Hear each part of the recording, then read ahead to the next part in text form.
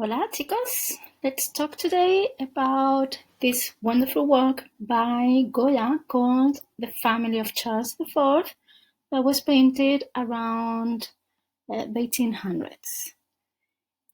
It describes the royal family of the time, and Goya's painting of the family demonstrates the mastery of the artist in the use of color and light, and it's also quite famous for portraying the different personalities and the background information. And by doing this, he was actually telling the world what was actually going on within the family. Around that time, he has just been named court painter a year before he started with this huge canvas, and he was at his artistic peak, working for the crown. He had more social works, so he tried to give us his very personal view of the royal family.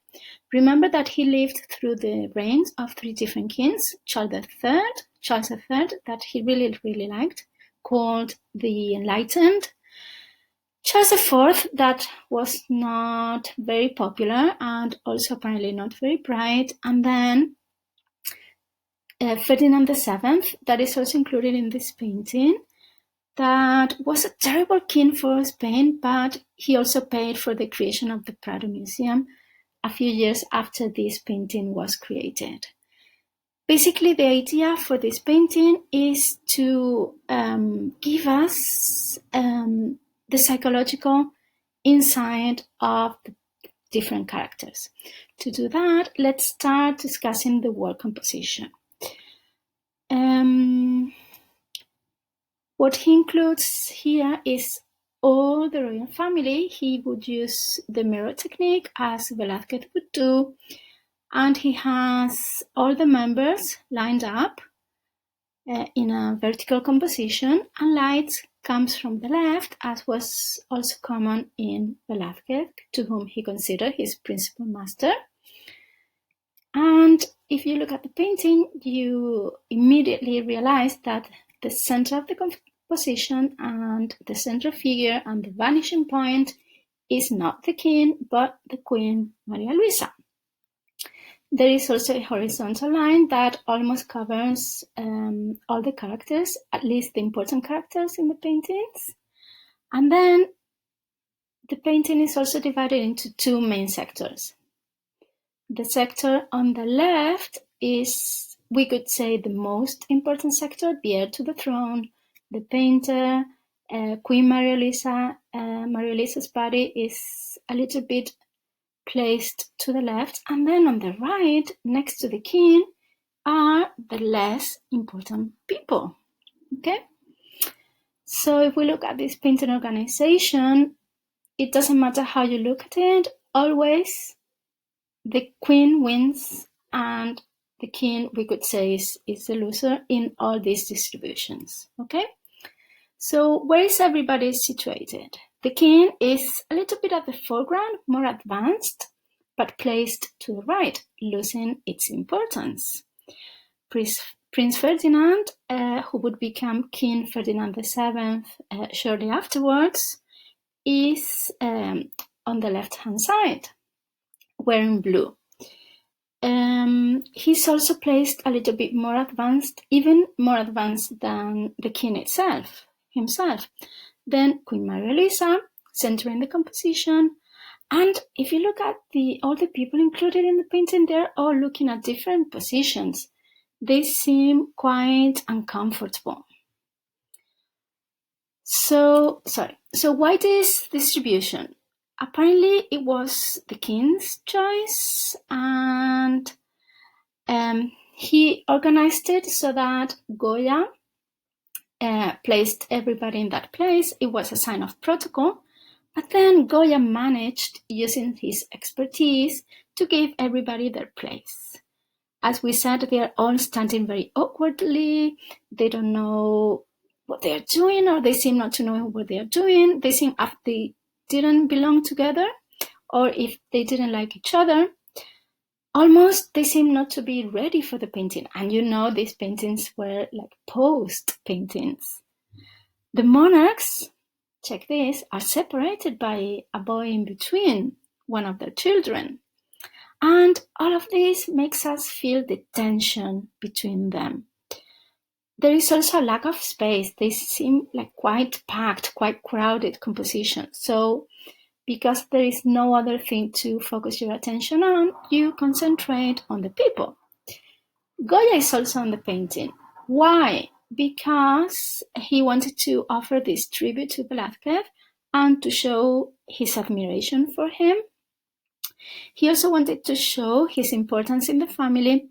However, we do not see the same closeness as in Velázquez's painting in Las Meninas. The artist seems disconnected from the family, and he's placed as a critical observer of the family.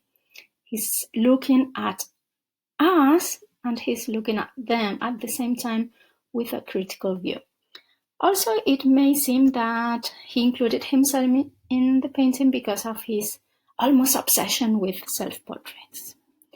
Now, who is who in the painting? You have all the names there, but you don't really need to remember everybody's name, just that it's a very crowded composition, that everybody's looking at different ways, and that they are very uncomfortable, or seem to be quite uncomfortable, and also that the less important people, the less important group is on the right with the king, and the more crowded group, the more important people are on the left next to the queen.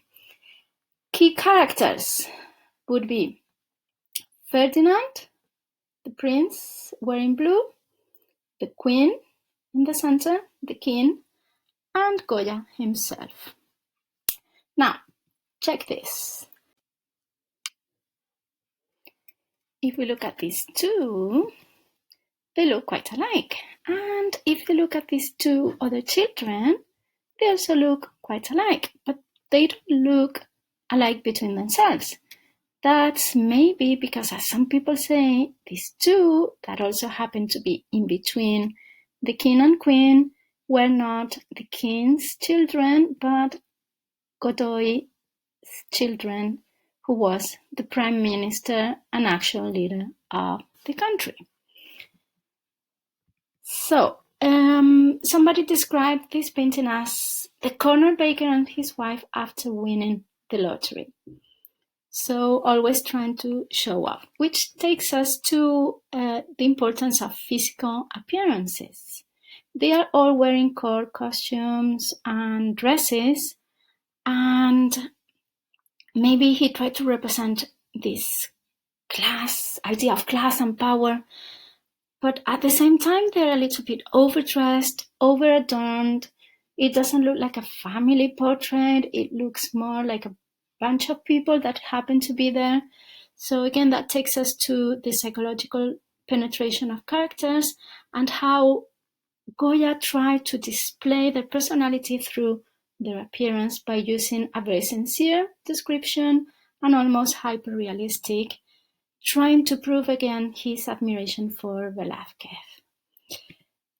About the use of clothing, they are represented, as we said, with all the formal clothing and insignias and latest fashion and all the honors and all the crosses. So again, maybe a little bit too much. How is this work connected to Las Meninas? Well, Goya tried to give this tribute to Velázquez, and the same way that Velázquez dedicated his painting to the king and queen, Goya could have dedicated this painting to Godoy, the prime minister and the real leader of the country. Maybe he would try to give us some clues for later spectators so that we could see what the royal family was really like. And he also tried to include the painting inside the painting idea that Velázquez had included previously. The central figure is obviously Queen Maria Luisa, who was a much stronger character than King Charles. The two of them had a weak marriage. She seemed to be more intelligent, smarter than him, and she was also quite determined as well. At the same time, she was pregnant for 23 times, and she had 10 miscarriages, 15 different children. Apparently, that made that she lost most of her teeth, so that's why she looks tense on the mouth area. But Goya didn't bother to make her look any beautiful.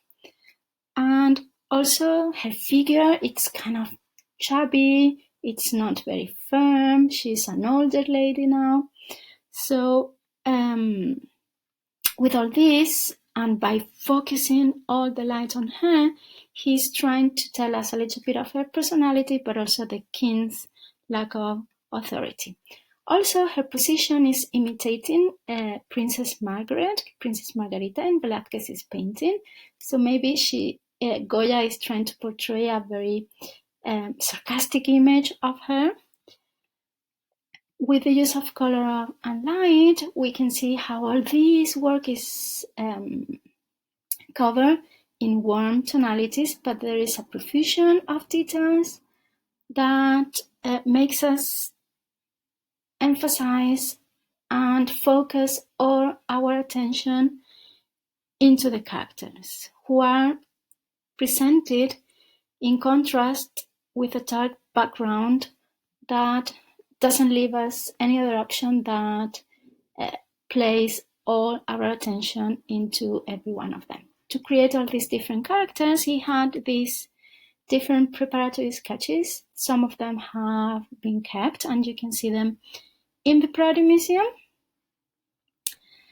And all of this information shows us that by including these 14 people in this austere type of interior with 2 huge paintings on the back and nothing else really, and by including all these modifications to the idea that Velázquez had before, he wanted to show us the relationship of those portrayed by the artist, but also of the relationship between Goya and the family.